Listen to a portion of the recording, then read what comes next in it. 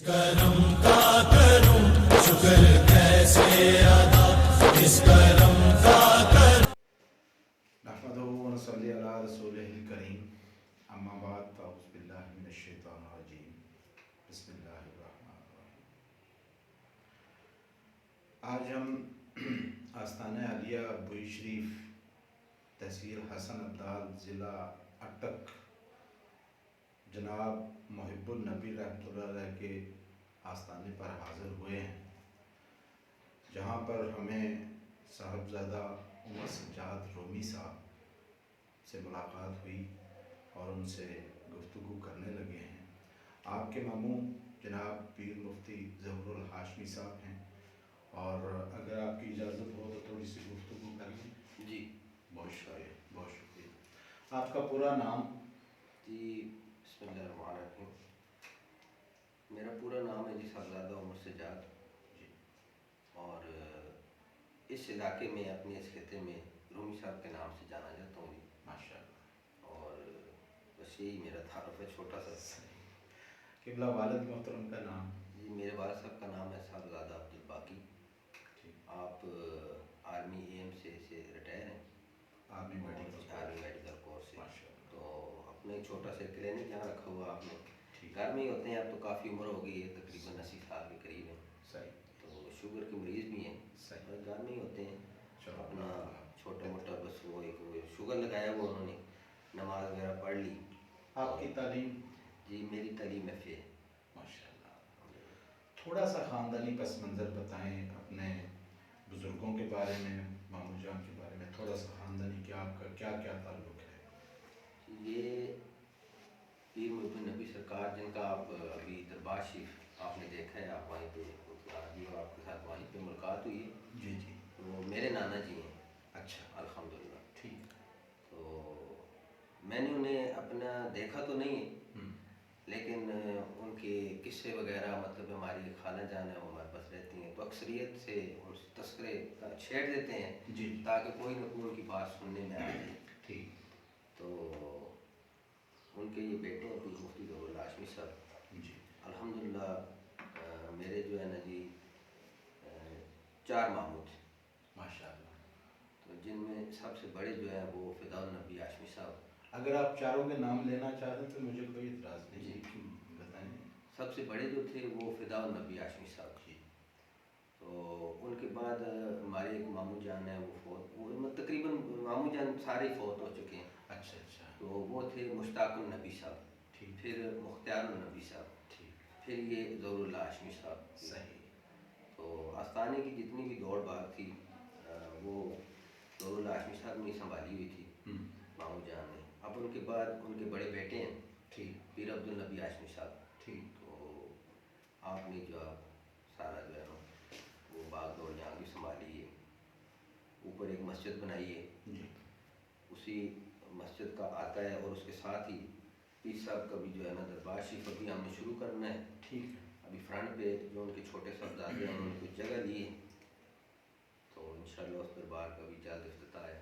اچھا جی، آپ سے پہلا سوال کرتا ہوں کہ ہماری عبادتیں اور ثقافتیں دکھاوا بن گئی ہیں، بے شک. ایسا کیوں ہے؟ ایسا کرنا جائز ہے یا غلط ہے؟ تو دیکھیں جو کچھ بھی کرنا چاہیے وہ اللہ کی رضا کے لیے کرنا چاہیے.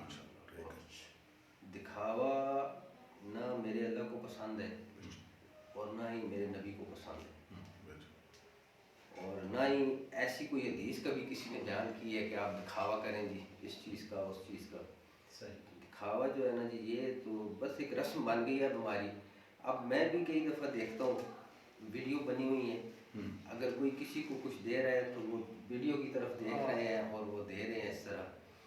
تو الحمدللہ ہمارے پاس آستانے پہ پیر صاحب نے جو بچوں کا مدرسہ کھولا ہوا ہے، 35 سے 36 بچیاں رہائش پذیر ہیں، اور ان میں سے آدھی سے زیادہ یتیم بچیاں ہیں جن کی پیر صاحب خود کفالت کر رہے ہیں. اور الحمدللہ آج دن تک ہم نے گاؤں میں کبھی کسی بندے سے نہیں کہا کہ آپ ہمارے ادارے کو 10 روپے دیں، ہم ان کی کفالت کر رہے ہیں. ہاں یہ ضرور کہتے ہیں اگر اللہ نے توفیق دی ہے تو آپ کی مرضی ہے، آپ یہ تعاون کر دیں. صحیح. نہیں توفیق دی تو وہ اللہ جانے، آپ کے کام جانے. لیکن ہم نے کبھی ابھی آپ ہمارا پوری بھوئی میں گھومے، کسی جگہ پہ ہمارا کوئی بورڈ نہیں لگا ہوا کہ ہمیں چندہ دیں، ہمارا مدرسہ چل رہا نہیں، نہ ہی ہماری کو کاپی ملے گی. الحمدللہ نبی کے صدقے یا رسول اللہ کا نعرہ لگانے والے لوگ ہیں ہم. ٹھیک ہے جی، الحمدللہ شکر ہے اس مالک کا. اور نبی سے محبت کرنے والے لوگ ہیں. ہمارا ادھر جلوس آتا ہے ہر سال کے سال عید میلاد النبی شریف کو، اور الحمدللہ سب سے زیادہ ٹھہراؤ ادھر میرے نانا جی کے مزاج شریف پہ اس کا ہوتا ہے. جو ہم سے ہو سکتا ہے ہم ان کا اکرام کرتے ہیں. یہاں پہ نعت خوانی ہوتی ہے، یہاں پہ تقاریر ہوتی ہیں، اس کے بعد جلوس آگے جاتا ہے. میں نے سنا ہے کہ گولڑا شریف والے پیر میر علی شاہ صاحب میرا خیال میں جی وہ ان کے شاگردوں میں شامل تھے. جی الحمدللہ وہ بڑے پڑھ نانا جی کے پاس وہ پڑھ کے گئے. ان کا دربار گاڑ شریف میں ہے. ٹھیک. اس سے اگلا گاؤں ہے گاڑ. یہ بوئی اور گاڑ ہیں دونوں جوڑواں نام ہے، لیکن گاڑ پہلے آتا ہے. ٹیکسلے والی سائڈ سے آئیں تو گاڑ پہلے آتا ہے. تو بڑے اعزاز کی بات ہے کہ بعد میں بوئی آتا ہے. اتنی بڑی شخصیت الحمدللہ بعد میں ظاہری بات ہے کہ ان کی تربیت سے ہی وہ منتخب ہوئے نا اچھے طریقے سے. بہت اچھی تعلیم ماشاءاللہ. اچھا جی، ہماری دعائیں قبول کیوں نہیں ہوتی؟ بس دیکھیں، جب آپ اللہ کے یہاں حاضر ہوتے ہیں نا جی نیک نیتی سے، ایک خلوص سے، جب آپ اللہ کے یہاں حاضر ہوتے ہیں نا تو بالکل. اب دیکھیں یہ تو ہم سنتے آتے ہیں کہ جب آپ حج کرنے جاتے ہیں تو وہاں سے آپ ایسے آتے ہیں واپس جیسے ایک ماں کے پیٹ سے بچہ پیدا ہو، گناہوں سے پاک، کوئی گناہ نہیں. تو یہ چیزیں ہوتی ہیں ہمارے. اصل میں نا ہم لوگوں میں آ گئی ہے ایک وہ فطرتی ایک عمل آ گیا ہے دکھاوے کا. ہم کہتے ہیں ہم 10 روپے بھی لگائیں نا تو مجھے کوئی دوست یا کہے واہ واہ تم نے تو بڑا کام کیا. صحیح. لیکن دکھاوا جو ہے نا یہ اللہ کو پسند نہیں. تو دعاؤں میں بناوٹ آ گئی ہے، سجاوٹ آ گئی ہے، خلوص جو ہے وہ بہت کم ہوتا جا رہا ہے، نہ ہونے کے برابر. اگلا سوال آپ سے کرتے ہیں کہ صوفیاء کا طرز تعلیم کیسا ہونا چاہیے؟ مطلب جو اولیاء کرام ہیں جی ان کا تعلیم کے انداز کیسا ہونا چاہیے؟ پہلے دور کے جو صوفیہ کرام تھے نا جی ماشاءاللہ الحمدللہ جو ہم نے سنا ہے، ہمارے اپنے بھی آباء و اجداد جو گزرے ہیں ان کے بارے میں بھی ہم نے سنا ہے. آپ نے ایسا ٹائم ہوتا تھا کہ اس ٹائم اس طرح کھانے کی چیزیں مطلب ناپید تھیں، اس طرح نہیں تھا سسٹم. تو میں نے یہاں تک بھی سنا ہے کہ ہمارے جو پڑھ نانا جی تھے انہوں نے 2-2 3-3 دن کی سوکھی روٹی، اچھا، اس کو لنگری میں انہوں نے جس طرح چٹنی آپ بناتے ہیں نا اس طرح اس کا پاؤڈر بنا کے اور وہ پانی کے ساتھ کھا کے اور پھر شاگردوں کو پڑھایا ہے. اللہ اکبر، ماشاءاللہ. اور اسی طرح ان شاگردوں نے بھی وہی لنگر کھایا ہے، اور وہ لنگر کھا کے آج وہ دیکھیں وہ شاگرد کدھر پہنچے ہوئے، کدھر ان کا کیا مقام ہے. اچھا جی، آج ہر دوسرا شخص درویش بننے کا دعوے دار ہے. بے شک. اس چیز کو پرکھنے کے لیے کوئی کسوٹی یا کوئی معیار ہونا چاہیے. بالکل بے شک. کیسا ہونا چاہیے؟ کس طرح پرکھ سکتے ہیں؟ مثال کے طور پر میں ان کو کیسے پرکھ سکتا ہوں؟ دیکھیں سب سے پہلی بات تو یہ ہے کہ آج کل بندے کا جو معیار ہے نا پرکھنا تو خیر بندے آج کل بندوں نے نا 2-2 3-3 چہرے لگائے ہوئے، سمجھ ہی نہیں آتی. لیکن آپ سب سے جو پہلی چیز ہے نا کسی بندے سے جب بندہ کو ملتا ہے اس کا محبت، اس کا اخلاق کیسا ہے، صحیح، آپ کو پتہ چل جائے گا کہ یہ بندہ کس معیار کا ہے. صحیح. دیکھیں جو اخلاق ہے، ہم کسی کو کچھ بھی نہیں دے سکتے. رزق کا وعدہ اللہ نے کیا ہوا ہے اور اللہ پہ ہی. آج کل پتہ کیا لوگ کیا کہتے ہیں، میں اس دن ایک محفل میں بیٹھا ہوا تھا ایک چھوٹا سا جی، تو وہاں پہ ایک پیر نصیر الدین صاحب کی نا ایک کلپ انہوں نے چلایا. اچھا. پیر نصیر الدین صاحب ایک بندے سے گفتگو کر رہے ہیں تو وہ اسے پوچھ رہے تھے، مثال کے طور پہ کوئی بات اسے پوچھ رہے تھے تو وہ آگے سے انہیں جواب دیتا ہے کہ مجھے امید ہے یہ کام ہو جائے گا جی. انہوں نے کہا یار تم کلمہ پڑھو، تم تو مسلمان ہی نہیں رہے. صحیح. تمہیں اللہ پہ امید ہے؟ اللہ. اور یقین کریں ان کی یہ بات ایسی میرے دل پہ لگی ہے. میں سوچ رہا تھا، میں نے کہا دیکھیں یہ سچے لوگ تھے. بالکل صحیح. ان کا تم کلمہ پڑھو، وہ اللہ پہ تو یقین ہوتا ہے یار، امید تو بندوں سے ہوتی ہے. بہت اچھی. تو یہ وہ لوگ تھے. اچھا جی، ہمارا اگلا سوال ہے کہ ہماری آنے والی موجودہ نسل پر امید نہیں، مایوس ہے، اس کی وجہ کیا ہے؟ اصل میں جی بات یہ ہے کہ ہمارے جو ہے نا جی جو آستانے ہیں جی، کچھ لوگوں نے تو اب یہ کاروبار کھولا ہوا ٹھیک، زیادہ تر کہ انہوں نے درسگاہیں کھول لی ہیں. سامنے ظاہراً جو ہے نا وہ دینی درسگاہ ہے، لیکن اندر سے ان کا بزنس ہے. صحیح. اللہ کی رضا کے لیے کام کرنا بڑا مشکل ہے. صحیح. اللہ کی راہ پہ چلنے کے لیے نا بڑا ہی کٹن معاملہ کرنا پڑتا ہے. بالکل صحیح.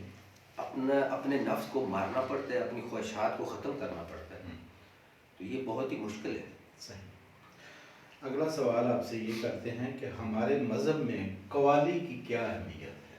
دیکھیں جی، ہم صوفیاء کرام جو بزرگان دین جو گزر گئے ہیں، ہم کیونکہ ہم بھی اپنے آستانے پہ ہر سال ہمارے بھی قوالی ہوتی ہے. پیچھے ہمارا سالانہ اس گزرے ماشاء اللہ. تو قوالی ہوتی ہے.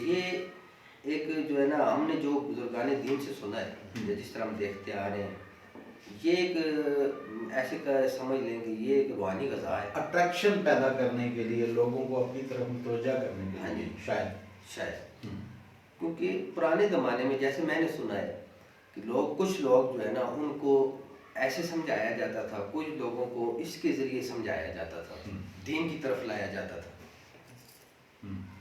صحیح. اور کچھ لوگ اس وجہ سے اٹریکٹ ہوتے تھے دین کی طرف، وہ آتے تھے.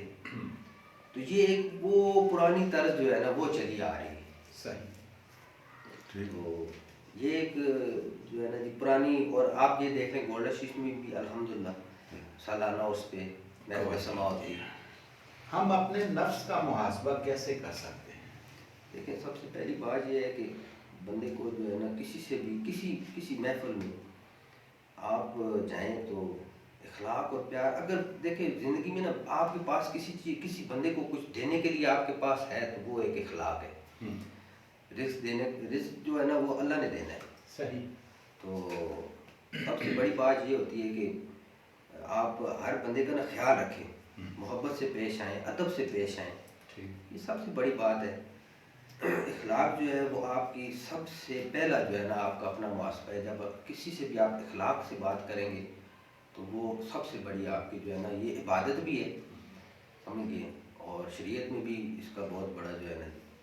کیا ہم طریقت کا نام لے کر شریعت سے دور تو نہیں ہوتے؟ نہیں، میرے خیال میں ایسا نہیں ہے کہ ہم جو ہے نا طریقت پہ آ کے اور شریعت سے دور ہو جائیں. شریعت سے دور ہونا تو مسلمانی سے دور ہونا ہے نا. اگر ہم شریعت کو نہیں مانتے تو پھر تو ہم مسلمانی سے جو ہے نا وہ اسلام سے خارج ہوتے ہیں. بالکل صحیح. تو یہ چیز ہے، کچھ لوگوں نے بنایا ہوا ہے، مطلب بعض اوقات کافی جگہ پہ میں نے دیکھا ہے کہ سسٹم جو ہے نا وہ ٹھیک نہیں ہے. بات اب میں بہت سی جگہ پہ گیا ہوں تو وہاں پہ ایک پیر صاحب کو میں نے دیکھا ہے، میں جگہ کا نام نہیں لیتا ہوں، انہوں نے داڑھی نہیں رکھی ہوئی تھی. لیکن چلیں لیکن ان کا جو اخلاق تھا نا اس سے میں بہت متاثر ہوں. اس سے وہ ان کی بات کرنا، ان کا بٹھانا، یقین جانے وہ جب میں نے انہیں بتایا کہ میں فلاں جگہ اور میں نے اپنے نانا جی کا نام لیا تو وہ اٹھ کے کھڑے ہو گئے ہیں. وہ دوبارہ مجھے ملے کہ آپ اس خاندان سے ہیں، آپ مجھے دوبارہ. اور پھر انہوں نے مجھے اپنی جگہ پہ آپ یہاں بیٹھیں گے. میں نے کہا نہیں جی، میں تو بہت ادنا سا اور میں بہت گنہگار سا بندہ ہوں. مجھے تو یاد بھی نہیں کہ مطلب کوئی ایسا کام میں نے کیا ہو کہ میری بخشش کا ذریعہ بنے. میں تو یہاں سے گزر رہا تھا تو میں نے کہا چلے میں آپ کے پاس حاضری کر لوں. تو پھر انہوں نے میری جو ہے نا بڑا جو کیا ہے، یہ بڑی چیز ہوتی ہے. 2 یا 3 سوال آپ سے صرف کروں گا انشاءاللہ. صبر اور شکر میں آپ کسے اہمیت دیتے ہیں؟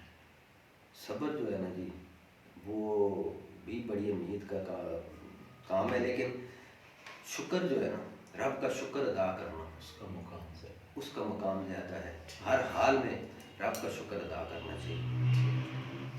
کبھی بالکل تنہا بیٹھے ہوں، اکیلے بیٹھے ہوں تو کیا سوچتے ہیں؟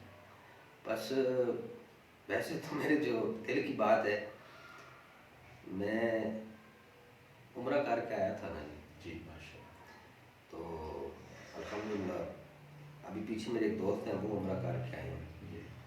تو اکثریت جمعہ کبھی کبھی ان کے پاس پڑھتا ہوں، تو پھر ان سے سوالات کرتا رہتا ہوں. آپ مدینہ شریف میں گئے ہیں، تو جب آپ کی نظر پڑی ہے روضے شریف پر تو آپ نے کیا سوچا؟